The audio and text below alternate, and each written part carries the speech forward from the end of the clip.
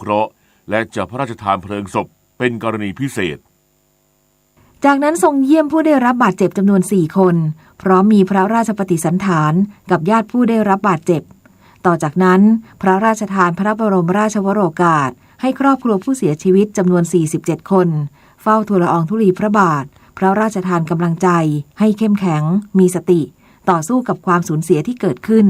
และทรงพระราชปฏิสันถานกับราษฎรที่ไปรอเฝ้าทูลละอองธุลีพระบาทก่อนเสด็จพระราชดำเนินไปยังโรงพยาบาลอุดรธานีเพื่อส่งเยี่ยมผู้ป่วย2 รายที่เข้ารับการผ่าตัดขณะนี้อาการปลอดภัยแล้วแต่ยังต้องอยู่ในความดูแลของแพทย์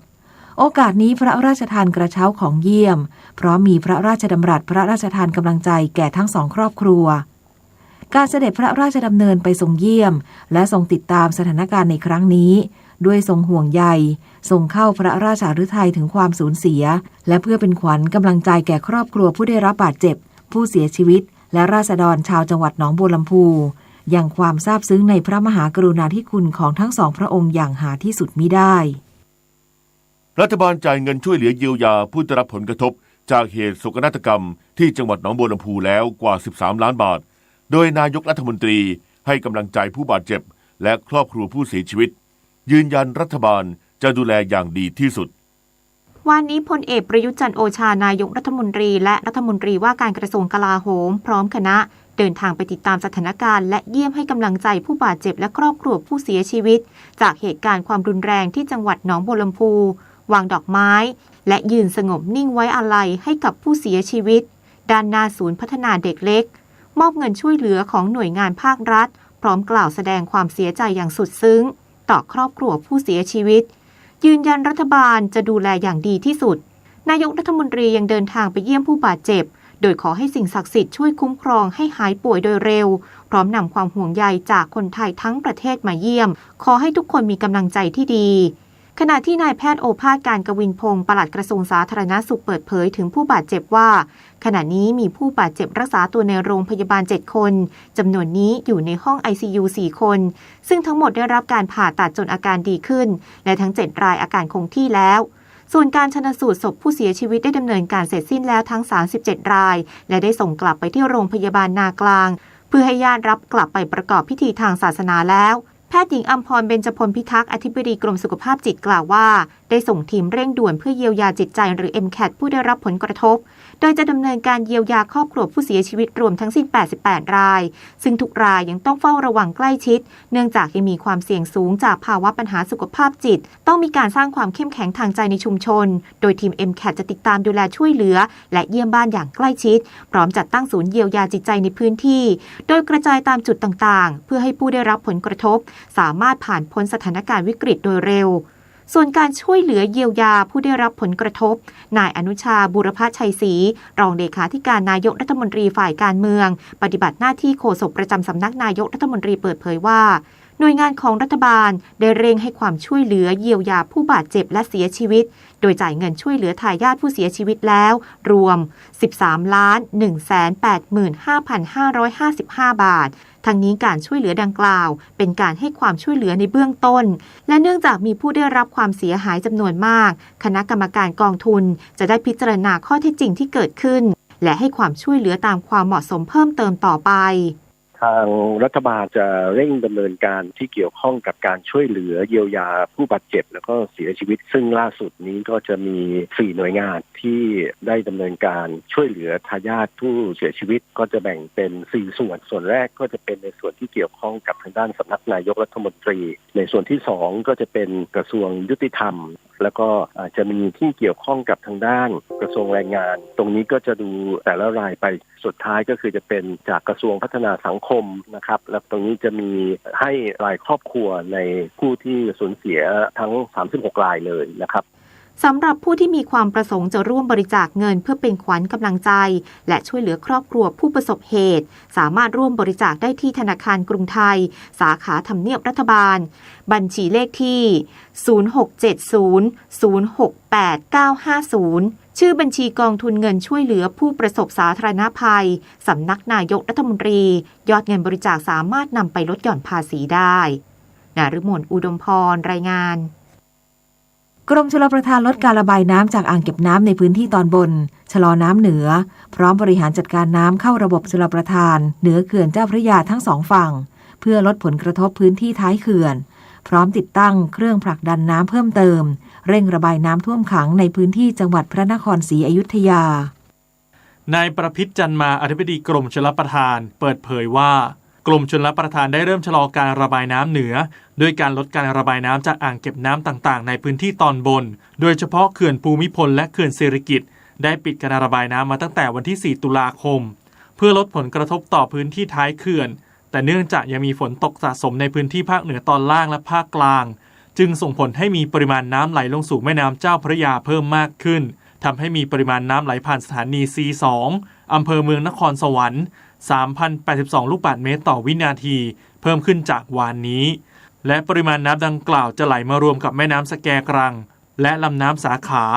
ไหลลงสู่เขื่อนเจ้าพระยากรมชลประทานได้ระบายน้ำออกทั้งฝั่งตะวันตกและฝั่งตะวันออกพร้อมควบคุมระดับน้ำไหลผ่านเขื่อนเจ้าพระยาในระหว่าง 2,900 ถึง 3,000 ลูกบาศก์เมตรต่อวินาทีตั้งแต่วันนี้และควบคุมปริมาณน้ำไหลผ่านอำเภอบางไทรจังหวัดพระนครศรีอยุธยาให้ไม่เกินอัตรา 3,500 ลูกบาศก์เมตรต่อวินาทีนอกจากนี้จะรับน้ำผ่านแม่น้ำน้อยเพื่อกระจายน้ำไปลงทุ่งรับน้ำ10 แห่งของลุ่มน้ำเจ้าพระยาตอนล่างโดยจะรักษาระดับน้ำในทุ่งให้อยู่ในเกณฑ์ที่กำหนดไม่ให้ส่งผลกระทบต่อระบบสาธารณูปโภคและการสัญจรขณะนี้ได้รับน้ำเข้าทุ่งร่วมกับปริมาณน้ำฝนแล้วกว่า763ล้านลูกบาศก์เมตรและจะทยอยกระจายน้ำเข้าทุ่งต่างๆอีกประมาณ546ล้านลูกบาศก์เมตรส่วนการแก้ปัญหาความเดือดร้อนของประชาชนในพื้นที่จังหวัดพระนครศรีอยุธยาโครงการส่งน้ำและบำรุงรักษาผักไห่ได้ดำเนินการยกบานประตูระบายน้ำเจ้า7เพิ่มขึ้นจากเดิมประมาณ30เซนติเมตรพร้อมติดตั้งเครื่องผลักดันน้ำเพิ่มเติม17เครื่องรวมทั้งนำรถแบ็คโฮเข้ากำจัดสิ่งกีดขวางทางน้ำเพื่อเสริมการระบายน้ำในพื้นที่ให้ดียิ่งขึ้นพร้อมเน้นย้ำให้โครงการในพื้นที่แจ้งเตือนประชาสัมพันธ์สถานการณ์น้ำให้ประชาชนรับทราบล่วงหน้าจนกว่าสถานการณ์จะเข้าสู่ภาวะปกติด้านนายเอกวรัญยูอมรปานโฆษกกรุงเทพมหานครเปิดเผยว่ากรุงเทพเฝ้าระวังจุดเสี่ยงรับมือระดับน้ำเจ้าพระยาที่จะขึ้นสูงสุดจากน้ำเหนือและน้ำหนุนช่วงวันที่ 8-13 ตุลาคมนี้แม้แนวโน้มปริมาณการระบายน้ำลดลงแต่ยังต้องดูปริมาณน้ำทะเลหนุนโดยคาดการณ์ว่าระดับน้ำในแม่น้ำเจ้าพระยาจะอยู่ที่ประมาณ 2.5 เมตรซึ่งต่ำกว่าคันกั้นน้ำของกรุงเทพมหานครที่สูง 3 เมตรขณะนี้พื้นที่ฟันหล่อ 20 จุดได้นำกระสอบทรายไปวางเป็นแนวกั้นทุกจุดแล้วพร้อมกำชับผู้อำนวยการเขตสำรวจจุดเสี่ยงต่างๆพร้อมเสริมความแข็งแรงแนวกระสอบทรายตอนนี้เนี่ยเราคิดว่าเราเอาอยู่และเราก็ไม่ได้มีการเพิกเฉยเรามีการให้เขตไปสำรวจต่างๆตลอดเวลาไม่ว่าจะเป็นแนวเขื่อนหรือว่าจะเป็นแนวฟันหล่อต่างๆที่เราได้เอากระสอบทรายไปวาง20กว่าจุดเรากระสอบทรายไปวางหมดบางจุดที่เราคิดว่ากระสอบทรายชั้นเดียวไม่พอเราก็วาง2ชั้นบางจุดเราถึงขั้นเอา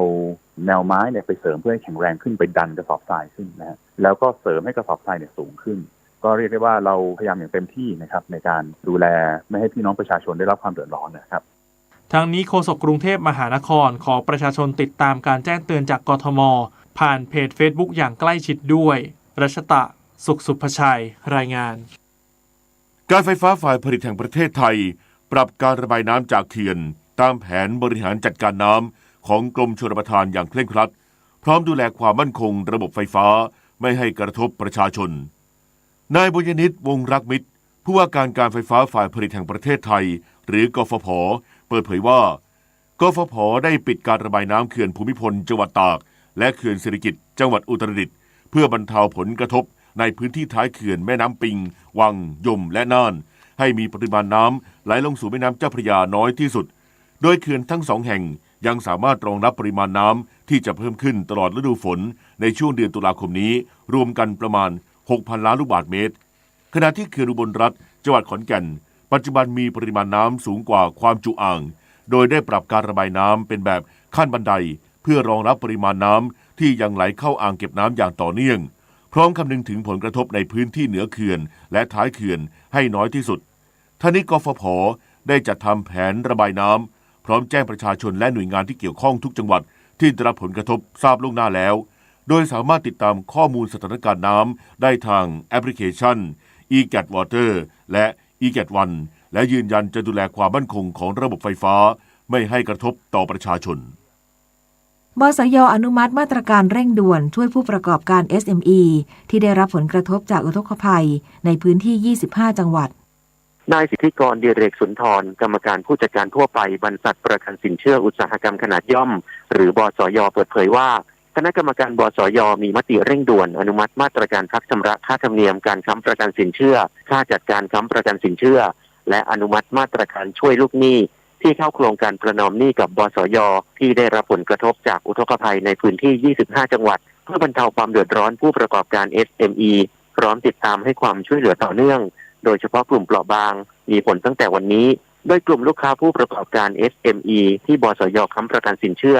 ได้รับผลกระทบจากอุทกภัยและถึงกำหนดชำระค่าธรรมเนียมการค้ำประกันสินเชื่อตั้งแต่วันที่ 6 ตุลาคมถึงวันที่ 30 พฤศจิกายนนี้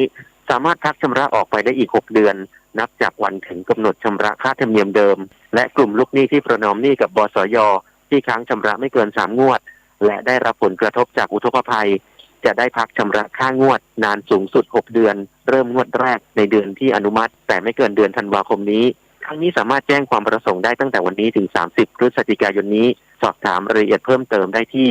บสย. call center 02-890-9999 เอกวิน กาเกนิกรายงาน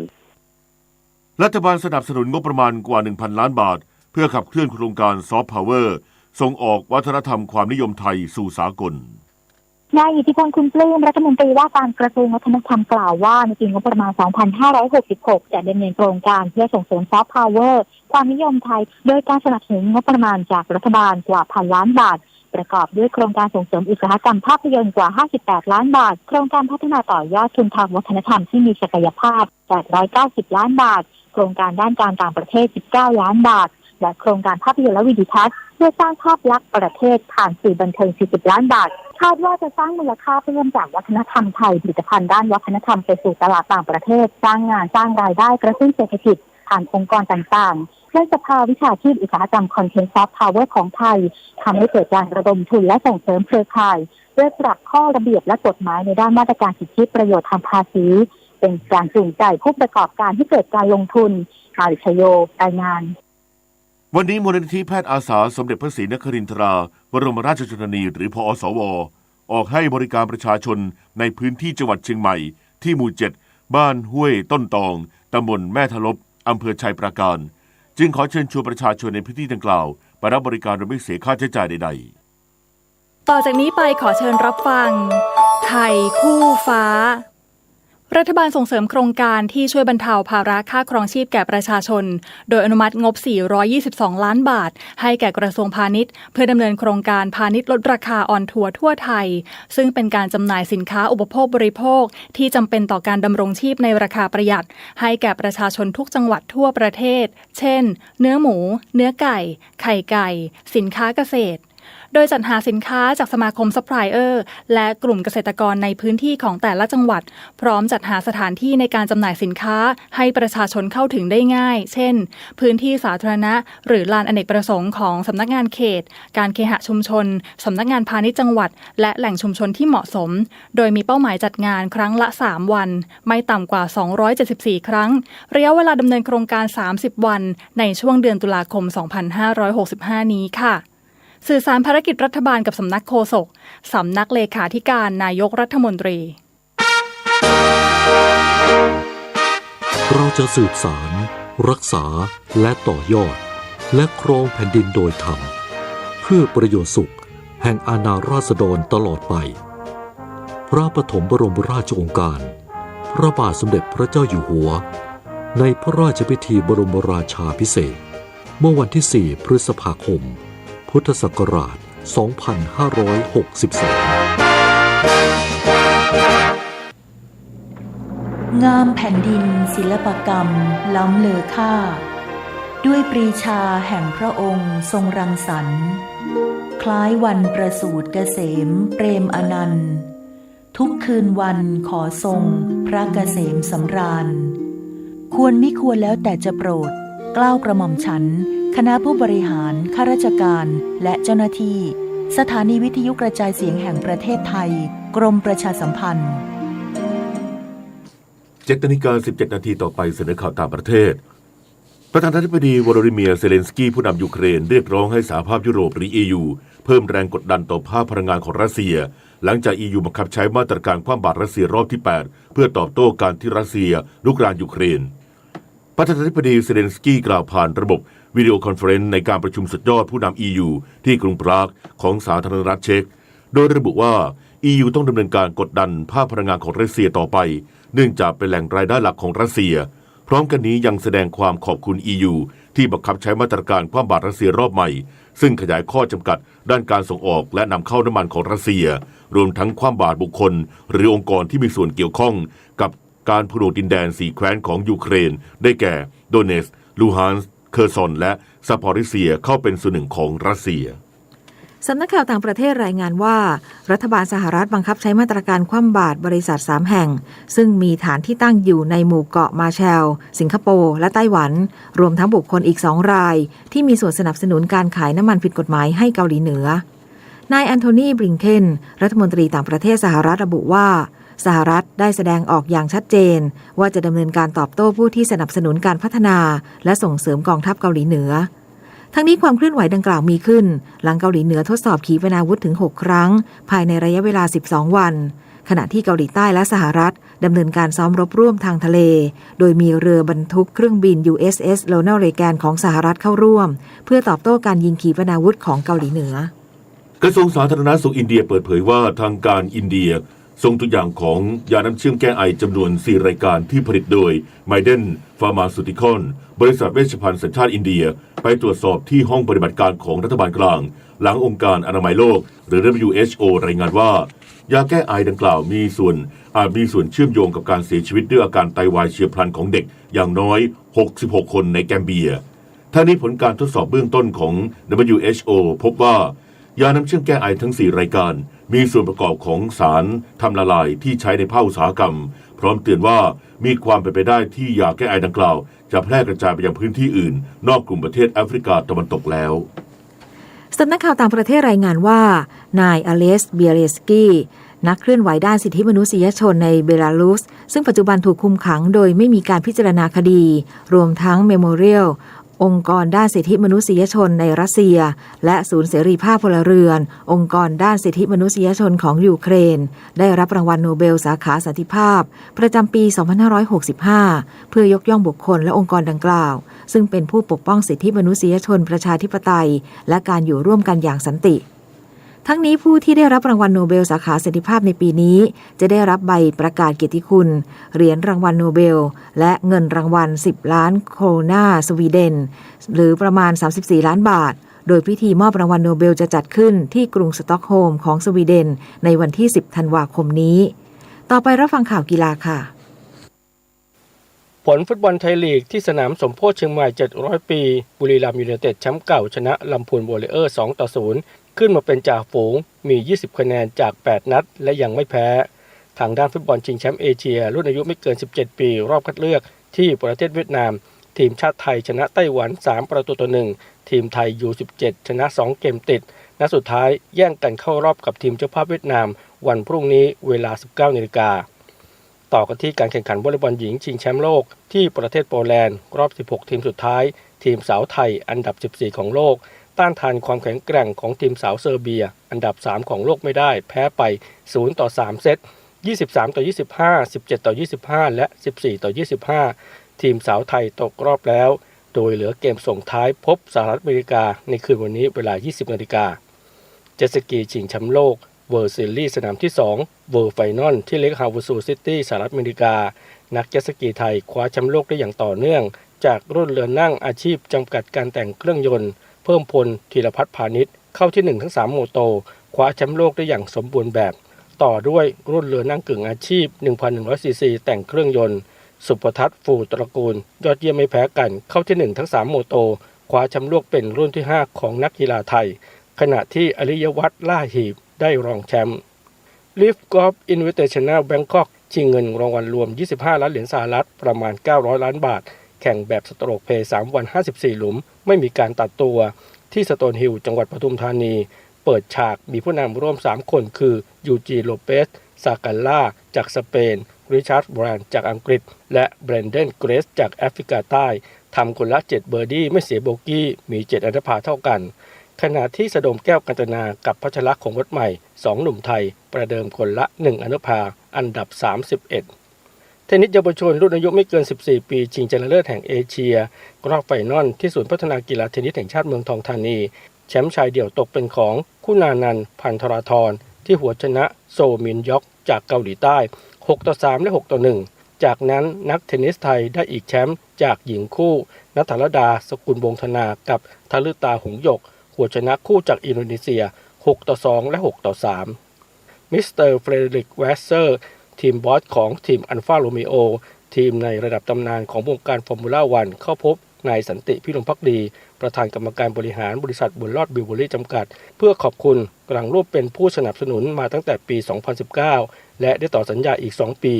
มีการขยับสัญลักษณ์ขึ้นไปอยู่ที่ปีกหลังของรถแข่งฟอร์มูล่าวันให้เห็นได้เด่นชัดส่วนแฟนความเร็วไทยเตรียมร่วมกิจกรรมสิงห์อีเรซซิ่งชาเลนจ์ลุ้นชม F1 ถึงขอบสนามในปีหน้าพงษ์เกษมสมสุขรายงานต่อไปรับฟังพยากรณ์อากาศค่ะกรมอุตุนิยมวิทยารายงานพยากรณ์อากาศบริเวณความกดอากาศสูงหรือมวลอากาศเย็นจากประเทศจีนปกคลุมภาคเหนือตอนบนภาคตะวันออกเฉียงเหนือตอนบนของประเทศไทยและทะเลจีนใต้ทำให้ภาคเหนือตอนบนและภาคตะวันออกเฉียงเหนือตอนบนมีฝนน้อยในขณะที่ลมตะวันออกเฉียงใต้พัดนำความชื้นจากทะเลจีนใต้เข้ามาปกคลุมภาคตะวันออกเฉียงเหนือตอนล่างภาคกลางรวมทั้งกรุงเทพมหานครและปริมณฑลภาคตะวันออกภาคใต้และอ่าวไทยลักษณะเช่นนี้ทำให้ภาคกลางรวมทั้งกรุงเทพมหานครและปริมณฑลภาคตะวันออกและภาคใต้ยังคงมีฝนตกหนักบางแห่งขอให้ประชาชนระวังอันตรายจากฝนตกหนักและฝนที่ตกสะสมซึ่งอาจทำให้เกิดน้ำท่วมฉับพลันและน้ำป่าไหลหลากโดยเฉพาะพื้นที่ลาดเชิงเขาใกล้ทางน้ำไหลผ่านและพื้นที่ลุ่มในระยะนี้อันหนึ่งในช่วงวันที่9ถึง13ตุลาคมนี้บริเวณความกดอากาศสูงหรือมวลอากาศเย็นกำลังปานกลางจากประเทศจีนอีกระลอกหนึ่งจะแผ่เสริมลงมาปกคลุมประเทศไทยตอนบนและทะเลจีนใต้ทำให้บริเวณดังกล่าวมีฝนตกหนักกับมีลมกระโชกแรงบางแห่งเกิดขึ้นได้ในระยะแรกหลังจากนั้นอุณหภูมิจะลดลง 1-3 องศาเซลเซียสกับมีลมแรงในภาคตะวันออกเฉียงเหนือส่วนภาคเหนือภาคกลางภาคตะวันออกอุณหภูมิจะลดลงเล็กน้อยในขณะที่ร่องมรสุมพาดผ่านภาคใต้ตอนบนลักษณะเช่นนี้ทำให้ภาคใต้ยังคงมีฝนตกต่อเนื่องและมีฝนตกหนักบางแห่งพยากรณ์อากาศตั้งแต่เช้าวันนี้จนถึงเช้าวันพรุ่งนี้ภาคเหนือมีฝนฟ้าคะนอง40%ของพื้นที่ส่วนมากบริเวณจังหวัดแม่ฮ่องสอนเชียงใหม่น่านตากกำแพงเพชรพิจิตรพิษณุโลกและเพชรบูรณ์ภาคตะวันออกเฉียงเหนือมีฝนฟ้าคะนอง40%ของพื้นที่ส่วนมากบริเวณจังหวัดเลยชัยภูมิขอนแก่นนครราชสีมาบุรีรัมย์สุรินทร์ศรีสะเกษและอุบลราชธานีภาคกลางมีฝนฟ้าคะนอง70%ของพื้นที่และมีฝนตกหนักบางแห่งบริเวณจังหวัดพระนครศรีอยุธยาสุพรรณบุรีกาญจนบุรีราชบุรีนครปฐมสมุทรสาครและสมุทรสงครามภาคตะวันออกมีฝนฟ้าคะนอง70%ของพื้นที่และมีฝนตกหนักบางแห่งบริเวณจังหวัดชลบุรีระยองจันทบุรีและตราดลมตะวันออกเฉียงใต้ความเร็ว 15-30 กิโลเมตรต่อชั่วโมงทะเลมีคลื่นสูงประมาณ1เมตรบริเวณที่มีฝนฟ้าคะนองคลื่นสูงมากกว่า1เมตรภาคใต้ฝั่งตะวันออกมีฝนฟ้าคะนอง70%ของพื้นที่และมีฝนตกหนักบางแห่งบริเวณจังหวัดสุราษฎร์ธานีนครศรีธรรมราชพัทลุงสงขลาปัตตานียะลาและนราธิวาสลมตะวันออกเฉียงใต้ความเร็ว 15-30 กิโลเมตรต่อชั่วโมงทะเลมีคลื่นสูงประมาณ1เมตรบริเวณที่มีฝนฟ้าคะนองคลื่นสูงมากกว่า1เมตรภาคใต้ฝั่งตะวันตกมีฝนฟ้าคะนอง70%ของพื้นที่และมีฝนตกหนักบางแห่งบริเวณจังหวัดพังงากระบี่ตรังและสตูลลมตะวันออกเฉียงใต้ความเร็ว 15-30 กิโลเมตรต่อชั่วโมงทะเลมีคลื่นสูงประมาณ1เมตรบริเวณที่มีฝนฟ้าคะนองคลื่นสูงมากกว่า1เมตรกรุงเทพมหานครและปริมณฑลมีฝนฟ้าคะนอง70%ของพื้นที่และมีฝนตกหนักบางแห่งสภาวะระดับน้ำในแม่น้ำเจ้าพระยาที่หน้ากองบัญชาการกองทัพเรือคำนวณโดยกรมอุทกศาสตร์กองทัพเรือวันนี้น้ำขึ้นเต็มที่เวลา 18:32 นาทีสูงกว่าระดับทะเลปานกลาง2 เมตร 26 เซนติเมตรน้ำลงเต็มที่เวลา 12:11 นาทีสูงกว่าระดับทะเลปานกลาง90 เซนติเมตรวันนี้ที่ประภาคารกาญจนาภิเษกแหลมพรหมเทพจังหวัดภูเก็ตดวงอาทิตย์ตกเวลา 18:14 นาที กรุงเทพมหานครดวงอาทิตย์ตกเวลา 18:03 นาที 1 นาทีกับกปท.รถเหินน้ำเกิดจากการที่ผู้ขับขี่ขับรถเร็วผ่านบริเวณที่มีแอ่งน้ำท่วมขังโดยเฉพาะทางโค้งและที่ลาดต่ำทำให้ยางไม่สามารถรีดน้ำออกได้ทันส่งผลให้ล้อหมุนและลอยอยู่บนน้ำไม่สัมผัสกับพื้นถนนและลื่นถลายจนควบคุมไม่ได้เมื่อรถของผู้ขับขี่อยู่ในสถานการณ์ดังกล่าวให้แก้ไขโดยค่อยๆถอนคันเร่งจับพวงมาลัยให้มั่นพร้อมใช้เกียร์ต่ำจนกว่ารถจะทรงตัวได้นอกจากนี้ในช่วงหน้าฝนถนนบางสายอาจมีน้ำท่วมพื้นถนนหากน้ำท่วมสูงไม่เกิน6 นิ้วผู้ขับขี่ควรขับให้ช้าที่สุดเพื่อป้องกันไม่ให้น้ำไหลเข้าห้องเครื่องยนต์ซึ่งอาจทำให้เกิดกระแสไฟฟ้าลัดวงจรหรือเครื่องยนต์ดับและหลังจากขับรถลุยน้ำมาแล้วควรตรวจสอบประสิทธิภาพของเบรกโดยการเร่งเครื่องยนต์สลับกับการเบรกเพื่อรีดน้ำออกจากผ้าเบรกและให้น้ำที่ขังอยู่ในจานเบรกระเหยเร็วขึ้นครับด้วยความปรารถนาดีจากกรมประชาสัมพันธ์และกองทุนเพื่อความปลอดภัยในการใช้รถใช้ถนนกรมการขนส่งทางบกกระทรวงคมนาคมรู้รักภาษาไทยโดยความร่วมมือของสำนักงานราชบัณฑิตยสภาและกรมประชาสัมพันธ์วันนี้เสนอคำว่าแว่นฟ้าแว่นฟ้าประกอบด้วยคำว่าแว่นกับฟ้าคำว่าแว่นหมายถึงกระจกแว่นฟ้าใช้แสดงว่าเป็นสิ่งที่ประดับด้วยกระจกชิ้นเล็กๆสำหรับใช้ในพระราชพิธีเช่นพระแท่นแว่นฟ้าคือพระแท่นที่ประดับด้วยกระจกเช่นตำรวจหลวงเชิญพระโกฐพระศพสมเด็จพระเจ้าพักคินีเธอเจ้าฟ้าเพชรรัตนราชสุดาสิริโสภาพันวดีขึ้นประดิษฐานเหนือพระแท่นแว่นฟ้าทองพระเสลี่ยงแว่นฟ้าคือแท่นไม้สี่เหลี่ยมปิดทองประดับกระจกมีคานหาม2 คานใช้สำหรับเชิญพระโกฐพระบรมศพเช่นพระราชพิธีเชิญพระโกฐสมเด็จพระเจ้า